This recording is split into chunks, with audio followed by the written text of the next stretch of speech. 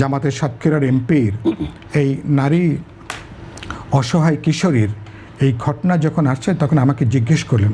আমি তখন বলেছি আমি নিজে রাজনীতির মানুষই, আমি খুব লজ্জিত হয়েছি, বিব্রত হয়েছি। না, এটা তো যেটা বাস্তবে যেটা আমাদের ইমপ্রেশন যেটা তৈরি হয়েছে, বাস্তবে তো বিএনপির তো আমি দেখছি যে মানে আমি তো সরকারকে দেখছি দেশব্যাপী, কিন্তু বিএনপি এত বড় রাজনৈতিক দল, তার মাঠে তার অর্থাৎ রাজনৈতিক তার যে উপস্থিতি, রাজনৈতিক দল হিসাবে তার যে ভূমিকা, এই ভূমিকা নিশ্চয়ই ফ্যাসিবাদ বিরোধী আন্দোলনের সময় যে ভূমিকা ছিল এরকম হবে না।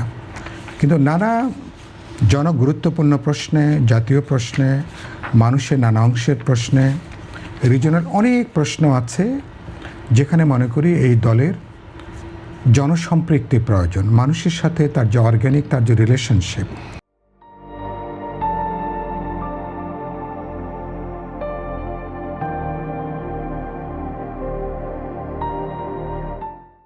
সেই রিলেশনশিপটা খুব দরকার। আমার মনে হয়েছে এটা আমাদের কিছুটা নেচার। আওয়ামী লীগ আমরা দেখেছি, যেটা আওয়ামী লীগ ডোবারও এটা একটা মানে বড় কারণ, সবাই তখন সরকারের মধ্যে ঢুকে যায় আর কি। ফলে দলের যে একটা আলাদা এন্টিটি আছে, আলাদা সত্তা আছে, আলাদা অ্যাক্টিভিটি আছে, এবং সেটাও কিন্তু আমিও এই আমার এটা বলার মধ্য দিয়ে বিএনপিকে আমি কিছুটা সতর্কতার একটা বার্তা দিতে চেয়েছি যে সরকার তো একটা প্রশাসনিক ব্যাপার, একটা রাজনৈতিক প্রশাসনিক এবং সরকার যেন এক না হয়, এবং বিএনপির আর সরকার যদি এক সত্তা হয়ে যায়, তাকে যদি আলাদা করে যদি চেনা না যায়, তাহলে একটা রাজনৈতিক দল হিসাবে তার এক্সিস্টেন্সটা বহু দিক থেকে থ্রেটেন্ড হবে। সরকারের পক্ষে অনেক কিছু অ্যাড্রেস করা সম্ভব না। সরকার তো কেবল বিএনপির সরকার না। যখন কোনো দল গভর্নমেন্ট ফর্ম করে তখন তিনি সমগ্র জনগণের পক্ষে তখন তিনি কাজ করেন। তার যেমন সুবিধা আছে, তার বেশ কিছু সীমাবদ্ধতা আছে। কিন্তু দল যখন কাজ করে তো তখন দলের তো নিজের ইডিওলজি আছে, পলিটিক্স আছে, কর্মসূচি আছে, নির্দিষ্ট ভিশন আছে, সেগুলোকে নেওয়ার যে প্রশ্নটা। এবং আমি দেখেছি যে আপনি সংসদের যারা বিরোধী শিবিরে আছেন, সংসদে তাদের ওই যে কী যেন শুনলাম যে কি খুব তারা অল্প মানে তারা যে কথাবার্তা, সেখানে যে ঐক্যের সুর, আবার বেরিয়ে এসে আবার সরকারকে ধরেন ফ্যাসিবাদী আখ্যায়িত করে এবং হাসিনার পথেই তারা হাঁটছেন, মানে নানা ভীষণ করে তারা একটা সরকারের বিরুদ্ধে সরকার উচ্ছেদের ডাক প্রকারান্তরে সরকার, এবং তারা আরেকটা বিপ্লব করতে চান, আরেকটা অভ্যুত্থান করতে চান। তো এগুলো তো এই কথাগুলো রাজনৈতিকভাবে জবাবটা দেবে কে?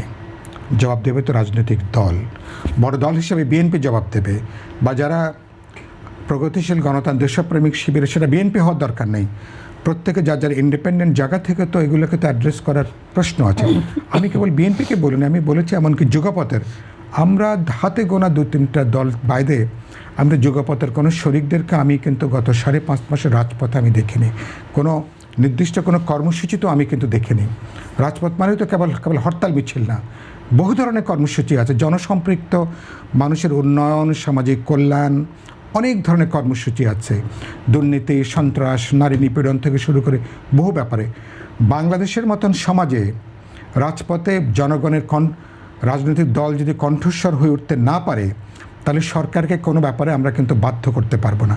কেবলমাত্র সরকারের সদিচ্ছের উপরে নির্ভর করে আপনি কিন্তু যেতে পারবেন না। এই যে আমি একটা ছোট উদাহরণ দিই, প্রধানমন্ত্রী রামিজ স্যার বাড়িতে ছুটে গেলেন মারা যাওয়ার পরে, সোশ্যাল মিডিয়াতে বা সামাজিক পরিসরে এটা নিয়ে যে পরিমাণ সংবেদনশীল তৈরি হয়েছে, এর একটা চাপ আছে না? সরকারের প্রধানমন্ত্রী সহ গুরুত্বপূর্ণ মন্ত্রীরা হাজির হলেন। এখন প্রধানমন্ত্রী তো নিশ্চয়ই এ ধরনের সবগুলো বাড়িতে তার পক্ষে যাওয়া সম্ভব কিনা, তার মানে কি তাহলে আপনি জনপরিসরে এই চাপটা তৈরি করা ছাড়া, এবং এই ভূমিকাগুলো পালন করে রাজনৈতিক দল। এবং আমি দেখছি যে আজকে তারা এই যে দ্বিতীয় কি অভ্যুত্থান, আরেকটা বিপ্লবে তারা যে ডাক দিচ্ছেন, হোয়াট ডাজ ইট মিন? তার মানে কি, আমি প্রায় বলি যে পৃথিবীর নানা দেশে আপনি যদি ইতিহাস যদি একটু দেখে থাকেন, বিপ্লবের পেছনে সবসময় প্রতি বিপ্লব হাঁটে, অভ্যুত্থানের পিছনে প্রতি অভ্যুত্থান হাঁটে।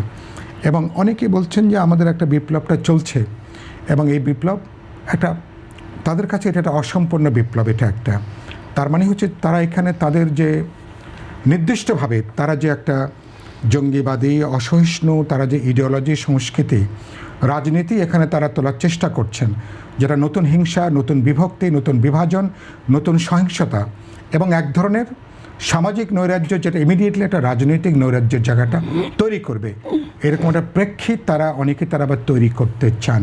তার জন্য এটাকে তারা দ্বিতীয় অভ্যুত্থান বলেন, দ্বিতীয় বিপ্লব বলেন, বিভিন্ন নাম দিয়ে বিভিন্ন অভিধায় বিশেষণ করে এরকম একটা জায়গায় তারা পুশ করতে চান।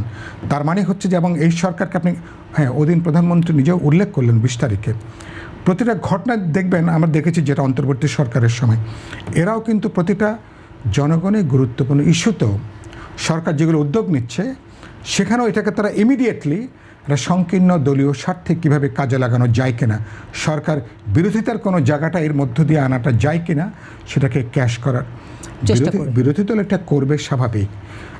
আপনি নিশ্চয়ই সমালোচনা করবেন, কথা বলবেন, কিন্তু সেটা তো লজিক্যাল রেশনাল হওয়া দরকার। আমি কি কেবলমাত্র গালি দেওয়ার জন্য গালি দেব? আমি তো কেবল সমালোচনার জন্য সমালোচনা করছি না, আমার সমালোচনার পিছনে একটা অল্টারনেটিভ প্রস্তাবনার জায়গাও আছে। কারা? যারা পার্লামেন্টে আছেন, যারা একটা পার্লামেন্টে একটা ছায়া সরকার হিসেবে ভূমিকা পালন করবার কথা। তার মানে কি আপনি কি কেবলমাত্র একটা উত্তেজনা তৈরি করবেন? আমি একজন প্রাক্তন ব্রিটিশ প্রধানমন্ত্রীর অসাধারণ কথা, তিনি ওই তখন একজন লেবার পার্টির মানে বিরোধী নেতাকে, আমার প্রধানমন্ত্রীর নামটা এই মুহূর্তে মনে পড়ছেন, তিনি বললেন, আমার তো পুরো দায়িত্ব হচ্ছে পুরো দেশটা চালানো, আর আপনার দায়িত্ব হচ্ছে কেবলমাত্র আমার বিরুদ্ধে মিছিল বিক্ষোভ এটাকে অর্গানাইজ করা। তা আপনি শুধু একটা দায়িত্ব পালন করছেন, আর আমাকে তো পুরো দেশটার এই যে আমাদের 8-9 কোটি মানুষ, ওই যে ব্রিটিশের বললেন পুরো দেশের 7টা বিষয় আমাকে ডিল করতে হচ্ছে, তো আপনার তো কেবল একটা মনোযোগ। তা আমরা এখন আমাদের এখানে এটার আরও ভালগার এক্সপ্রেশন আছে, সেটা নিয়ে আমার এখানে মানে রাজনীতিটা এখানে উচ্ছেদ উৎখাত এগুলো তো ধরেন আমরা তো নিজেও শত সহস্রবার এগুলো উচ্চারণ করেছি। প্রেক্ষিত আছে, সময় আছে, আবার দরকার হলে হয়তো আমাদেরকে মানে উচ্চারণ করতে হবে। একই সাথে আমি অল্টারনেটিভ কি প্রস্তাবনা হাজির করছি দেশের জন্য, মানুষের কাছে, সেটা আমার কাছে খুব গুরুত্বপূর্ণ। আপনি বিকল্প আপনি কি হাজির করছেন?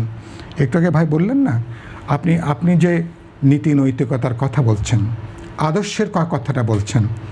আমি এই যে আমাকে জামাতের সাতক্ষীরার এমপির এই নারী অসহায় কিশোরীর এই ঘটনা যখন আসছে তখন আমাকে জিজ্ঞেস করলেন, আমি তখন বলেছি আমি নিজে রাজনীতির মানুষই, আমি খুব লজ্জিত হয়েছি, বিব্রত হয়েছি এটা। এবং আরও কেন, যারা সৎ মানুষের কথা বলেন, যারা জ্ঞানের কথা বলেন, নীতি নৈতিকতার করেন, আখলাক মানে চরিত্র গঠনের যারা কথা বলেন, সকাল থেকে রাত পর্যন্ত যারা আওড়ান, এবং এটা তো প্রায় বোঝেন ওই আইসবার্গের মতন, 9 ভাগের 8 ভাগ পানির নিচে 1 ভাগ মাত্র বাইরে বেরিয়ে এসছে। এই ঘটনার পরপরই আরও অনেকগুলো ঘটনার সামনে এসছে, অসংখ্য ঘটনার সামনে এসছে। তার মানে হচ্ছে আপনি যেটা আপনি বলছেন বাস্তবে আপনি কিন্তু সেটা আপনি আচরণ করছেন না। তার মানে আপনি আপনার ধর্মের নাম ব্যবহার করছেন, লেবাস ব্যবহার করছেন, কিন্তু কার্যত এটাকে আপনি রাজনৈতিক হাতিয়ার হিসেবে ব্যবহার করছেন। কিন্তু আপনার এটা যে আপনার কোনো কমিটমেন্ট, আপনার কোনো ইন্টিগ্রিটি, চিন্তা, কাজের, আচরণের মধ্যে মানুষ দেখছে না। তার মানে আপনার একটা দ্বিচারিতা, একটা ডাবল স্ট্যান্ডার্ড, দ্বিচারিতা। তার মানে আপনি যেটা বলছেন বাস্তবে প্রকারান্তরে আপনাদের উল্টোটা কিন্তু আপনি কাজ করছেন। তো ফলে সেই জায়গাগুলো মানুষকে হতাশ করে, মানুষকে বিক্ষুব্ধ করে। আমি এই জন্য রাজনীতিকদেরকে দেখতে চাই যে আমরা যেটুকু বলবো আমার চিন্তা কাজের সাথে যাতে সঙ্গতি থাকে, কারণ এইটুকু যদি না থাকে তাহলে মানুষ তো রাজনীতিকদের উপরে কোনো আস্থাটা হারিয়ে ফেলবে।